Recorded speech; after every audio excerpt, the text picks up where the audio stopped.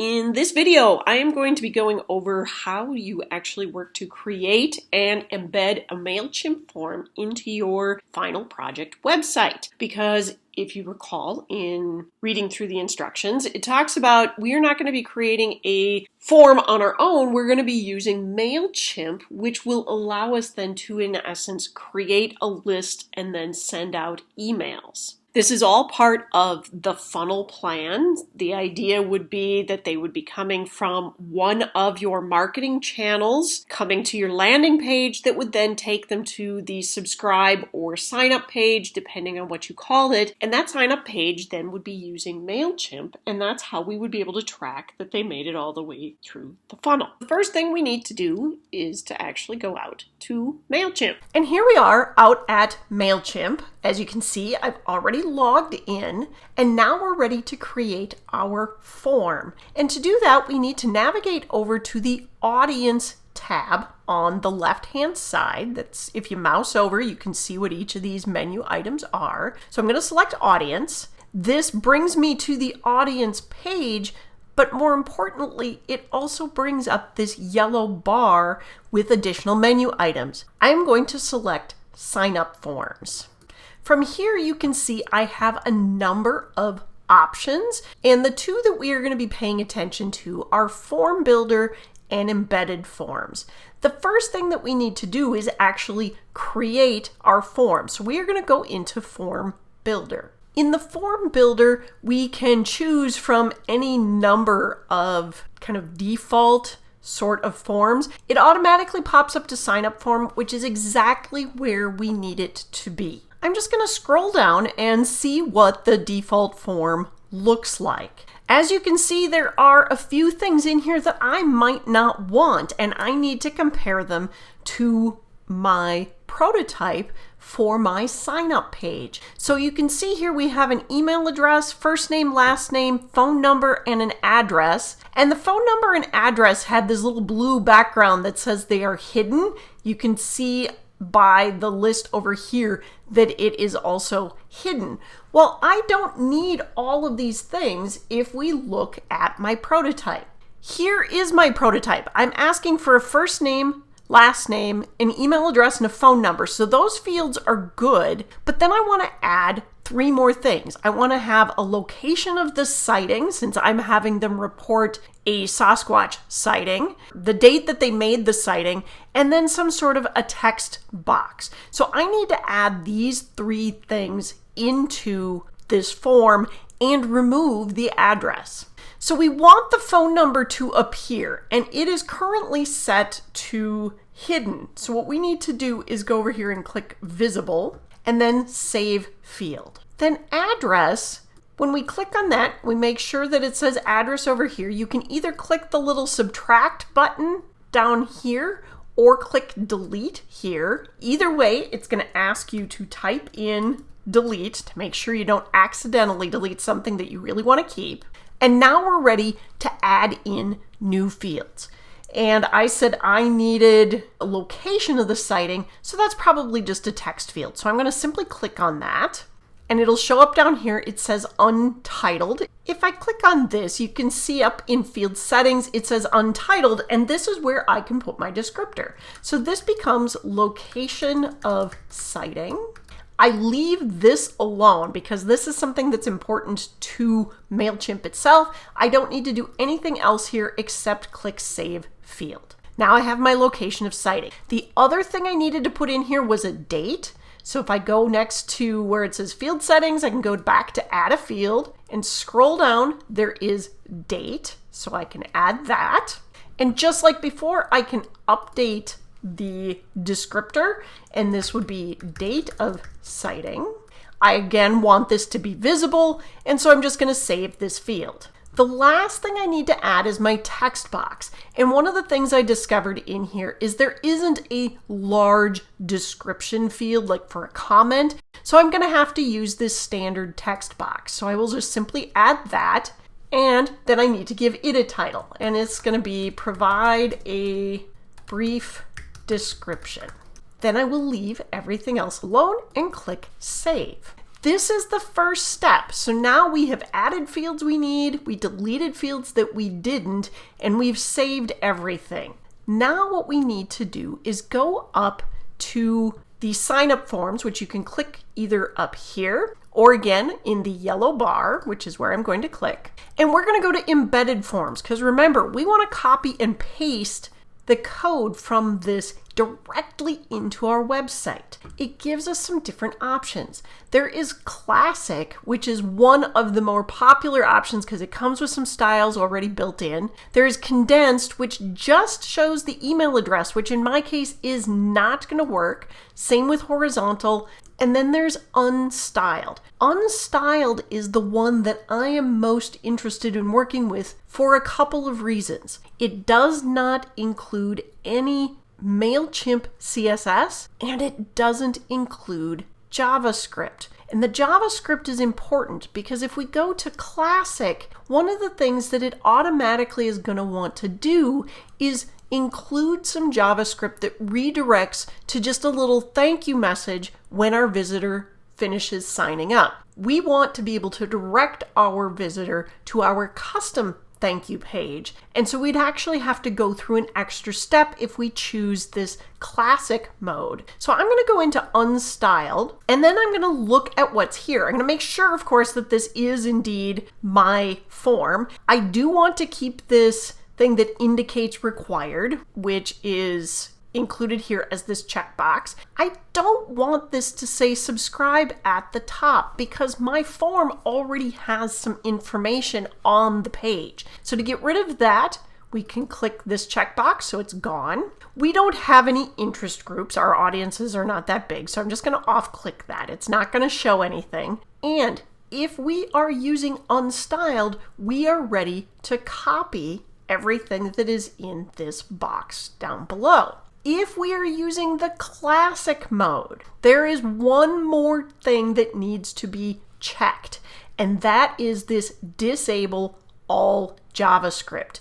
In either case, you are now ready to go ahead and copy what we have. I'm going to go back to my Unstyled, and I am going to copy everything that is in this box, and then I am going to go over to Dreamweaver, and I am going to paste in my code.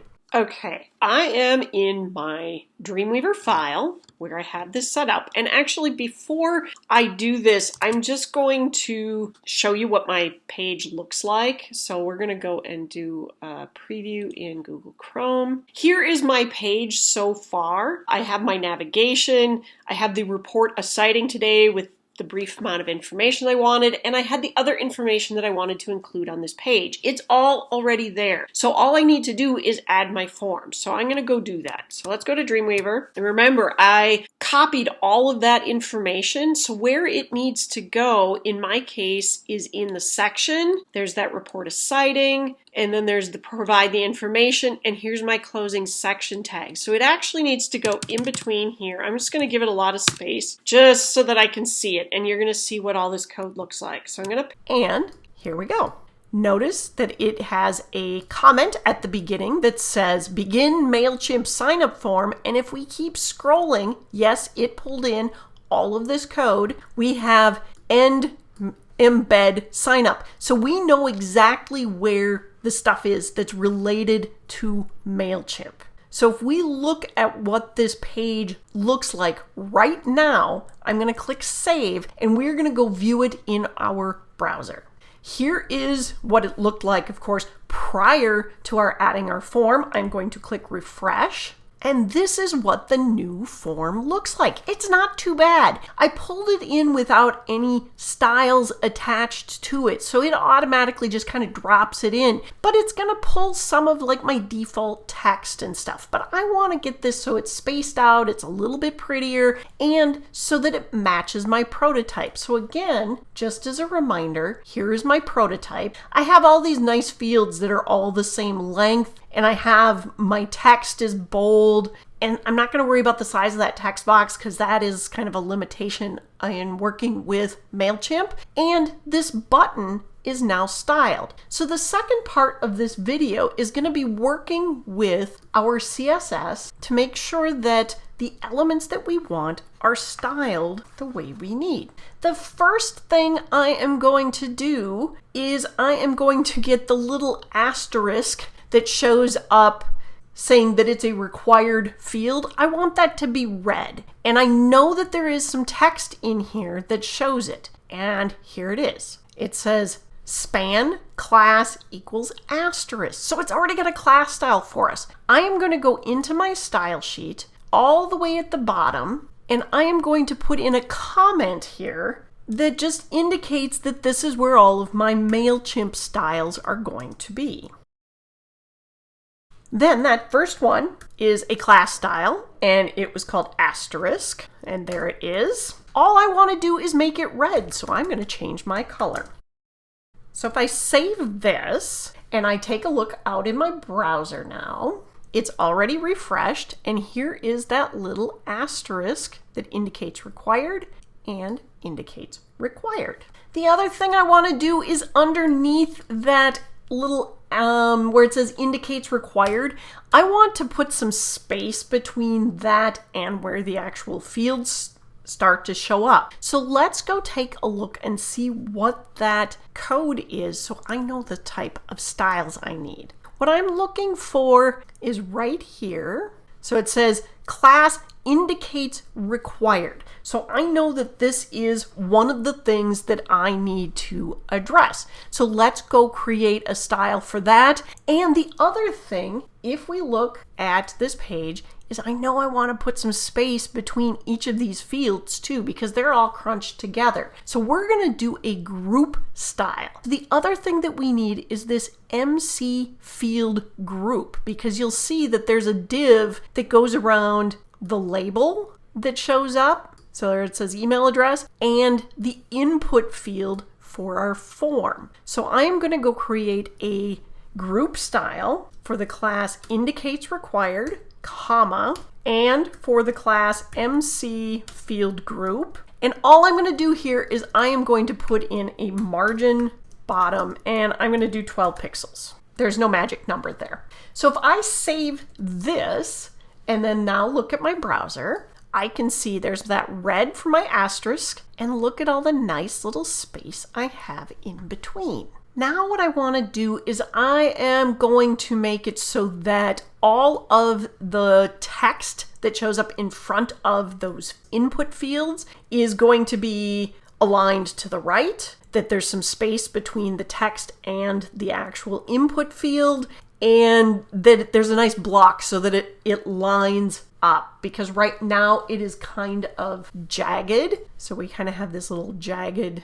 thing. I want it to be nice and up and down. So I need to again figure out what is controlling each of those, and that would be our label. But I also want to be specific in case I have a form anywhere else on my website. So I'm going to use this MC field group and label to create the complex style or descendant selector. So let's create that. And that is MC field group again, and then label.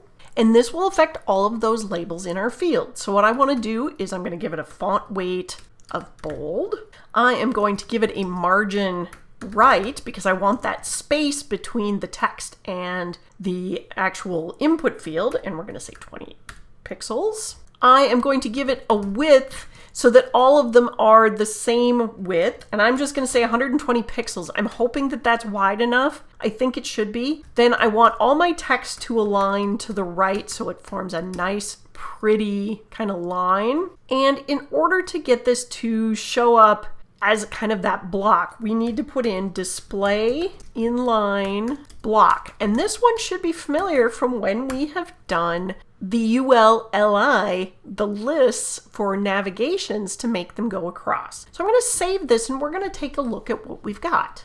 My form is looking so much better now because now we have space in between these, and look at how these blocks are all nice and lined up. Our text is lined up along the right-hand side here. We have a weird little issue with this date of citing, so we need to investigate that because I want it up next to it just like the rest of these fields. Let's go see what is controlling these little date fields.